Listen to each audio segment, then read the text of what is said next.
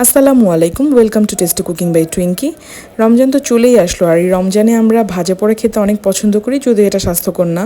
তো রমজানের জন্য আমি কিছু ডিম চপ বানিয়ে রাখছি এবং ডিম চপের রেসিপিটা আপনাদের সাথে শেয়ার করছি এবং সেটা কীভাবে স্টোর করব সেটাও বলে দিচ্ছি।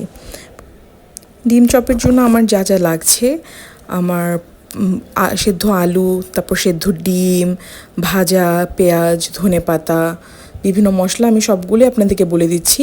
সব কিছু আমি রেডি করে নিয়েছি এবং সেগুলো মিক্স করব। প্রথমে আমি আলুর সাথে ভাজা পেঁয়াজ বেরেস্তাটা আর ধনেপাতাটা আমি ভালোভাবে মিক্স করে নিচ্ছি। মিক্স করে এখানে আমি একে একে সব মশলার উপকরণগুলো দিয়ে দিচ্ছি। প্রথমে আমি দিয়ে দিচ্ছি লাল মরিচের গুঁড়ো, তারপর ধনে গুঁড়ো, জিরে গুঁড়ো, তারপর আমি মিক্স একটা গরম মশলা করেছি, ওটার গুঁড়ো দিয়েছি, চাট মশলা দিয়েছি। আপনারা চাইলে চাট মশলা না দিতে পারেন, দিলে একটু স্বাদ বাড়ে। তারপর আমি পরিমাণ মতন লবণ দিয়ে দিয়েছি। সবগুলোকে আমি ভালো করে মাখিয়ে নিচ্ছি।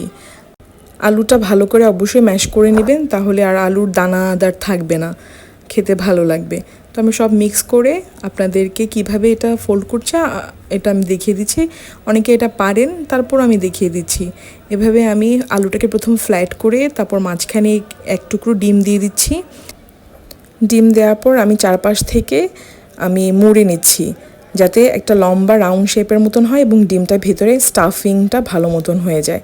তারপর আমি ডিমের মধ্যে চুবিয়ে এবং সেটা ব্রেড ক্রাম্বে বা টোস্টের গুঁড়িতে গড়িয়ে নিচ্ছি, যাতে এটার কোটিংটা ভালো হয়। আমি ডাবল কোটিং করছি, আপনারা চাইলে একটা কোটিং করতে পারেন, তবে ডাবল কোটিং করলে খেতে অনেক বেশি মজা লাগে। উপরের অংশটা বেশ ভালো একটা লেয়ারের মতন পড়ে এবং ভাজাটাও খুব সুন্দর হয়, ভেঙে যাওয়ার কোনো রিস্ক থাকে না।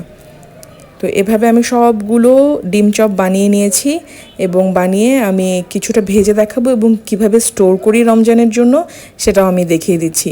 এভাবে যখন আমি ডিম চপগুলো প্লেটে নিয়েছি, তখন আমি একবার ফ্রিজ করে নিয়েছি। ফ্রিজ করে যখন এটা একটু শক্ত হয়ে এসেছে, তখন আমি একটা বক্সে করে এটা ফ্রিজ করে রেখেছি। আপনারা 1 মাস 2 মাস খেতে পারবেন। তো এটা রোজার জন্য আমি বানিয়ে রেখেছি এবং রোজাতেই শেষ হয়ে যাবে। এরপর আমি আপনাদেরকে কয়েকটা ডিম চপ ভেজে দেখাচ্ছি। এটা আমি ফ্রিজ করে রাখার পরে তারপর ভেজেছি।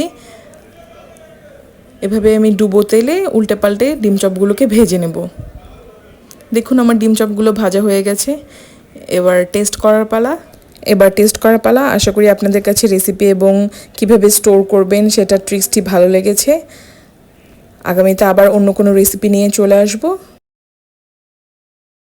ধন্যবাদ, আল্লাহ হাফেজ। আমার নিউ ইউটিউব চ্যানেলটি আগের মতন সাবস্ক্রাইব করে আমার পাশে থাকবেন।